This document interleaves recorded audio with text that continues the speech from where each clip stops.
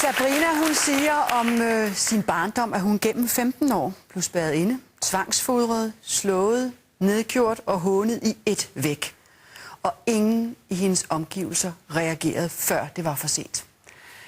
Velkommen tilbage til QTV, som i aften handler om alle de børn, som måske burde have været fjernet for længst. Langt fra altid bliver det. Velkommen til vores første gæst, Sabrina.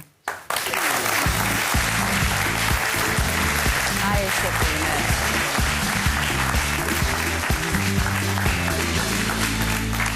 Se, da jeg stod herude på gangen, så blev jeg faktisk lidt glad. Fordi det, jeg så, det var jo en smuk, ung kvinde med stjerner i øjnene. Ja. Men du har også en historie, som måske ikke giver så meget anledning til de stjerner. De er først kommet her for nylig. Ja. Kan du fortælle om din barndom? Jamen, den var meget traumatisk. Ja. Min mor, hun slog mig, fra jeg var spædbarn. Ja. Og hun tvangsfodrede mig, også siden jeg var spædbarn. Jeg skulle bare give vred fra mig, så fik jeg mad, i stedet for at hun tog mig op og trøstede mig. Og hun spærrede mig inde på mit værelse, da jeg var ganske lille, så jeg kunne... Altså, jeg var så lille, at jeg ikke kunne nå håndtaget. Så det kan du huske? Ja, nej, jeg havde det hypnose, ja. Og hvor jeg har set det. Ja. Og jeg kan bare huske til så langt tilbage, at jeg blev slået, og jeg blev løjet overfor, og jeg fik opstillet falske facader. Men hvad havde du for en mor? Var det bare, fordi hun var dårlig til at forvalte det at være mor, eller hvad, hvis du skal sådan kigge lidt på afstand? Jeg tror, at det var en tilværelse, hun gerne ville have. For hun kom fra en familie med 6 søskende, og de boede på landet, og de havde ikke så mange penge. Og min far, han var ejendomsmaler og havde mange penge, og som så forelskede sig min mor, og så kunne hun jo se det her. Så din mor, hun fik måske et liv, hun havde drømt om? Ja. Og så fik hun også nogle børn? Ja, det var meget vigtigt for hende at få børn. Ja. Fordi at børn, det er status. Ja, der er jo også en far. Og de her år her, hvor det gik sådan med dig, der var der en far inde i billedet? Ja, men han var enten over en ny bolig, som han ejede, eller som nede i kælderen og arbejdede. Ja, så han var kontorturen med hjem? Ja, eller så at spille skudespil eller sådan noget. Ja. Så han gik bare ned i kælderen lige snart han kom hjem, så han var der faktisk stort set aldrig. Og når vi fortæller historien i dag, så har han meget svært ved at begribe, at det faktisk skete, fordi han jo ikke selv har set det.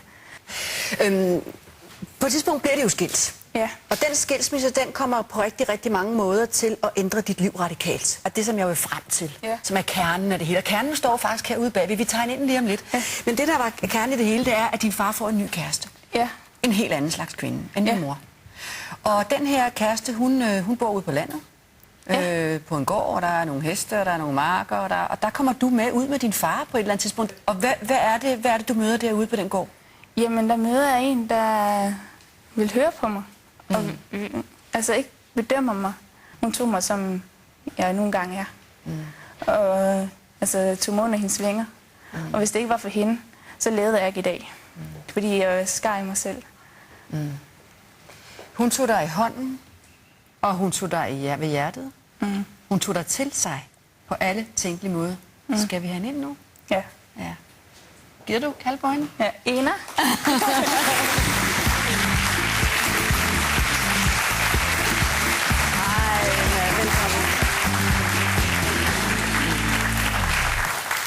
Så her der kan vi jo ikke bare sidde og skyde skylden på myndighederne også. Nej. Der må vi sige, at der er også en hel masse mennesker i bekendtskabskredsen, familien, skole omkring, der har sovet i timen her. Der er et barn, der har det rigtig dårligt. Ja. Ena, kan du fortælle, set med dine øjne, hvad du oplevede første gang, at din nye kæreste, han tog sine børn med over for at besøge dig? Ja. Første gang, jeg mødte Sabrina, var sammen med hendes lillesøster en lørdag formiddag midt i maj. Og da jeg har heste, så skulle de jo selvfølgelig ud at ride. Og Sabrina, hun kommer ud på den ene af hestene, og lillesøsteren på den anden. Og Sabrina, hun har reddet før, så hun får lov at bare tage afsted selv ude på ridebanen. Og det ender med, at hesten bliver bange for et eller andet, og den løber sådan lidt løbsk for hende. Og hun vælger så til sidst at lade sig falde af. Med det resultat, at hun får faktisk lidt en lettere hjernerystelse. Så det var ligesom indgangsvinklen til vores... Fordi så kom din omsorg jo. Hun skulle ind og tages af, og røres ved og holdes, og pludselig så er man... ud af. tæt på hinanden. Ja.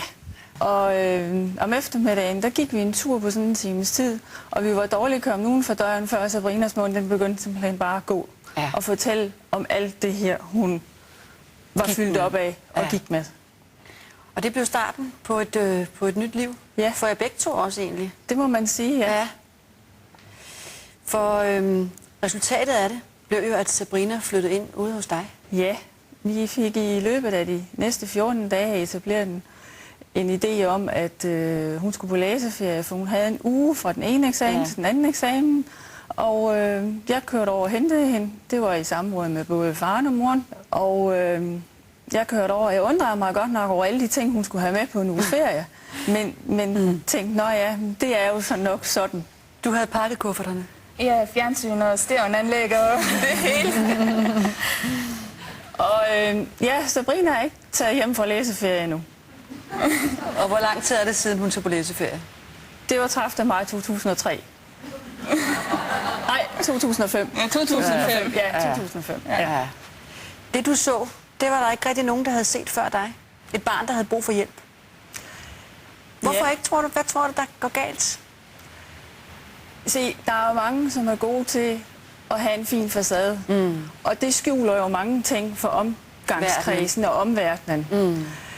Der var en lærer, der var begyndt ligesom at have nogle samtaler med Sabrina, fordi hun fandt ud af, at der var noget galt. Samtidig med kom jeg jo så på banen.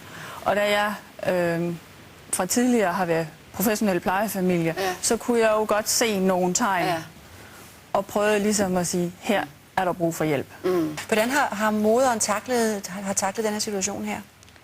Jamen altså den dag der har jeg jo slet ikke noget kontakt med hverken hende eller hele min mors familie.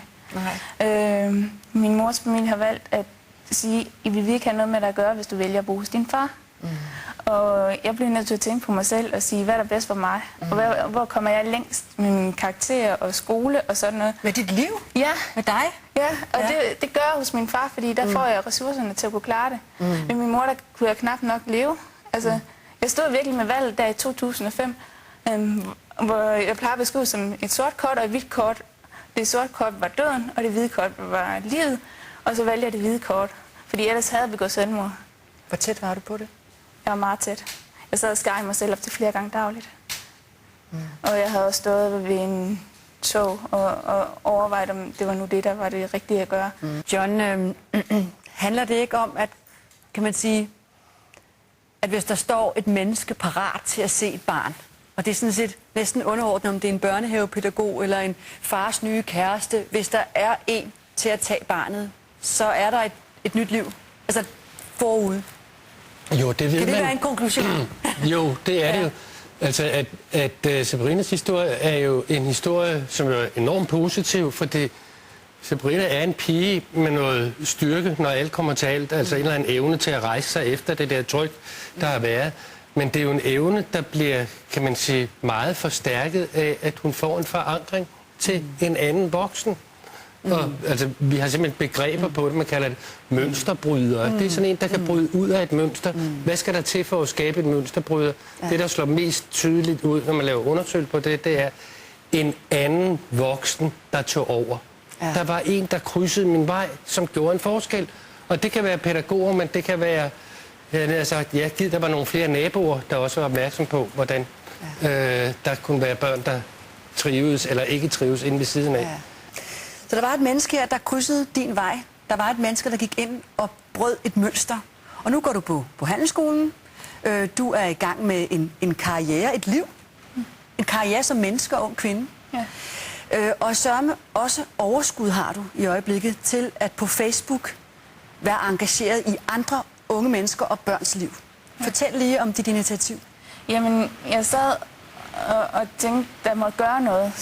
Fordi der var ikke nogen, der havde hjulpet mig. Jeg ved, at der er rigtig, rigtig mange børn og unge, der oplever det samme. Og jeg ved, at der dør 7 børn om året på grund af vold derhjemme. Og da jeg læste det inde på Red Barnet eller sådan noget, så var jeg helt overbevist om, at jeg måtte gøre et eller andet, fordi at jeg ved selv, hvordan det er at være det barn der. Og det synes jeg ikke, at der er andre børn, der skal opleve. Så du er måske en af dem, som gør en forskel og kan med til at bryde nogle mønstre? Det håber jeg for dig. Jeg vil være med omstændigt at sige tusind tak, fordi du kom i studiet. Og ikke mindst tak til dig, der gav et menneske en ny chance. For alle børn, ja.